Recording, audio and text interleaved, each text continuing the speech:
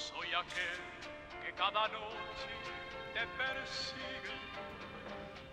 Yo soy aquel que por quererte ya no vive. El que te espera.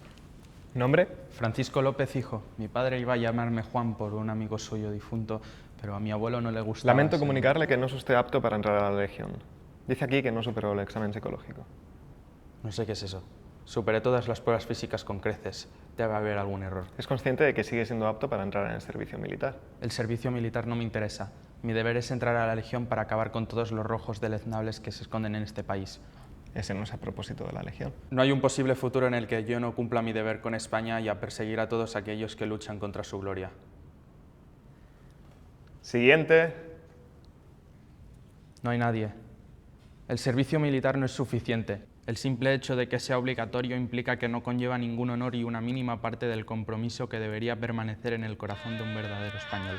No sé qué tan orgulloso estará usted con su posición, pero obstruir la voluntad de un ciudadano por servir a su país es una clara falta de respeto por su patria. Un test psicológico debería cumplir la función de realzar la esperanza que uno haya en tal sentido de la persona que se encuentra en el interior. Estoy dispuesto a cualquier hazaña para liberar nuestra tierra de cualquiera que se atreva a separarla.